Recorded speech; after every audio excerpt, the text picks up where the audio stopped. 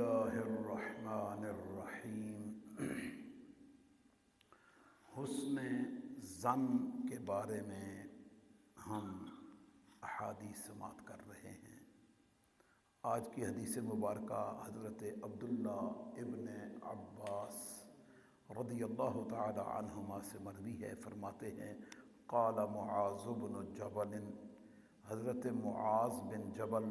رضی اللہ تعالی عنہ فرماتے ہیں قال رسول اللہ، اللہ کے رسول صلی اللہ علیہ وآلہ وسلم نے ارشاد فرمایا، ان شئتم انبأتکم، اگر تم چاہو کہ میں تمہیں بتاؤں ما اول ما یقول اللہ عز وجل، کون سی بات سب سے پہلے اللہ عز وجل فرمائے گا للمؤمنین، ایمان والوں سے، یوم القیامہ، قیامت کے دن۔ قیامت کے دن اللہ رب العالمین ایمان والوں سے سب سے پہلی بات کیا فرمائے گا؟ وما اول ما یقولون لہ، اور ایمان والے اللہ کے حضور سب سے پہلی بات کیا عرض کریں گے؟ سوال سمجھیں، اللہ ایمان والوں سے سب سے پہلی بات کیا کرے گا، اور ایمان والے اللہ رب العالمین کے حضور سب سے پہلی بات کیا عرض کریں گے؟ ان اللہ عز وجل، بے شک اللہ عز وجل، یقول للمؤمنین، فرمائے گا ایمان والوں سے، هل احببتم لقائی، کیا تم نے میری ملاقات کو پسند کیا؟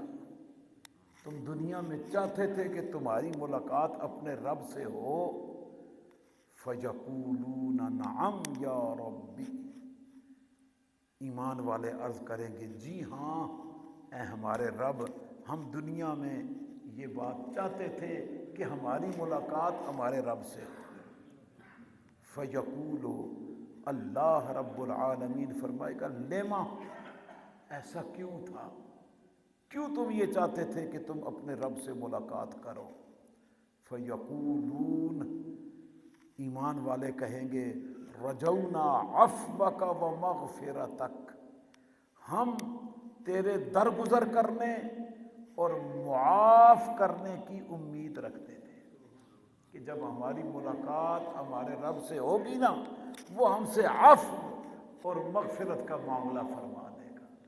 درگزر بھی فرمائے گا اور ہمارے گناہوں کو بخش بھی دے گا۔ فیقول اللہ عز وجل، حضور فرماتے ہیں اللہ عز وجل فرمائے گا فقد وجبت لکم مغفرتی، اے میرے بندو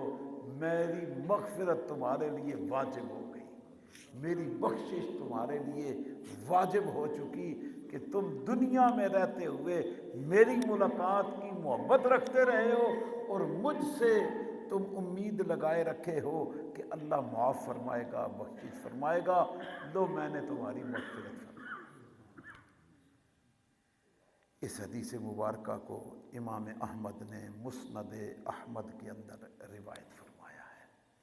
تو اس سے آپ اندازہ فرمائیے کہ دنیا میں رہتے ہوئے بندہ اپنے اللہ کی ملاقات، یہ سب سے بڑی بات ہے، اور رب کی ملاقات اس حوالے سے کہ پھر بندہ ڈرتا رہتا ہے،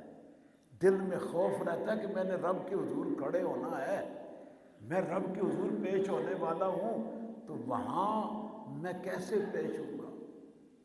حضرت پیران پیر دستگیر حضور غوث پاک رضی اللہ تعالی عنہ شیخ سعدی رحمۃ اللہ علیہ گلستان کے اندر فرماتے ہیں کہ میں نے پیران پیر دستگیر کو دیکھا کہ وہ کعبہ شریف میں پتھریلی زمین پہ کنکریوں پہ پیشانی رکھے ہوئے دعا کر رہے تھے، یا اللہ اگر قیامت کے دن میں سزا کا مستحق ٹھہروں نا تیری بارگاہ سے، میرے بارے میں فیصلہ ہو جائے کہ مجھے تو نے سزا دینی ہے،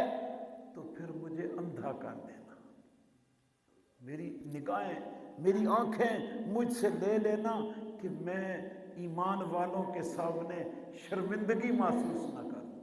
تو تو یہ حضور پیرانے پیر فرما رہے ہیں کہ تیرے حضور جو اگر سزا کا فیصلہ ہو جائے تو پھر میری آنکھیں مجھ سے لے لینا کہ میں ان آنکھوں سے تیرے نیک بندوں کا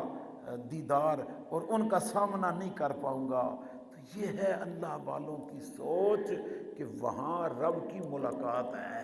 اور اس میں کوئی ڈاؤٹ نہیں ہے کہ ہم نے رب کے سامنے پیش نہیں ہونا، نا، یہ تو 100% سے بھی زیادہ یقینی بات ہے کہ ہم نے قیامت کے دن اللہ کے حضور پیش ہونا ہے، اور ہمارے اعمال کا تلنا ہے، اور رب کے فیصلوں کا ہمارے حق میں ہونا ہے۔ تو اس لیے دنیا میں جو لوگ اپنے رب کی ملاقات کو پسند کرتے رہتے ہیں نا،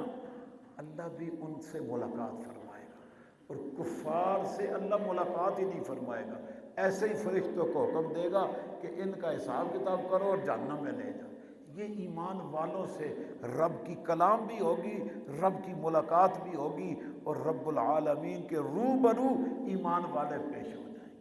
تو اس لیے دنیا میں لقائے خداوندی، اللہ کی ملاقات کی تڑپ دل میں ہونی چاہیے، اور اس سے بندہ اپنی اصلاح رکھتا ہے، صحیح کاموں کی طرف بڑھتا ہے، اور غلط کاموں سے بندہ رکتا ہے کہ میں نے اللہ کے حضور حاضر ہونا ہے۔ اور وہاں جا کے اللہ پاک سورہ یاسین شریف میں فرماتا ہے نا کہ وہاں یہ ہاتھ اور ہمارے اپنے پاؤں ہمارے ہی خلاف گواہیاں دینے لگیں گے، اونٹوں کو بند کر دیا جائے گا، ان سے آواز ہی نہیں نکلے گی، جہاں سے اس وقت آواز نکلتی ہے نا یہ بند، یا الیوم نختم علی افواہہم، اللہ فرماتا ہے اونٹ بند ہو جائیں گے، مہر لگ جائے گی، وتکلمنا ایدیہم وتشہد ارجلہم بما کانوا یکسبون، ہاتھ بھی بولیں گے، پاؤں گواہی دیں گے کہ یہ بندہ کیا کرتا رہا ہے۔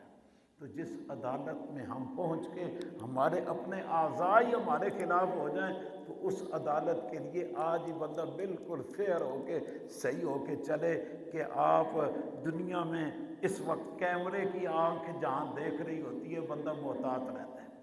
بندہ محتاط رہتا ہے کہ کیمرے میں میری کوئی ایکٹیویٹی، میری کوئی حرکت نہ آ جائے۔ تو رب کے کیمرے تو بڑے ہی مضبوط ہیں جناب، یہ پوری ہمارے ساتھ نقیرین ہر وقت ہمیں فوکس کیے ہوئے ہیں، ہمارے ہر اچھے عمل کو بھی نوٹ کرتے ہیں، ہر برے عمل کو بھی نوٹ کرتے ہیں، اور یہی قیامت کے دن پیش ہو جائے گا۔ تو اس لیے ہمیں اپنی اصلاح کی ضرورت ہے، ہم سیدھے رہیں تو معاملات آگے سیدھے ہو جائیں گے۔ اللہ پاک ہمیں نبی کریم صلی اللہ علیہ وآلہ وسلم کی تعلیمات پر عمل کی توفیق عطا فرما دے، اور رب کی بخشش و کرم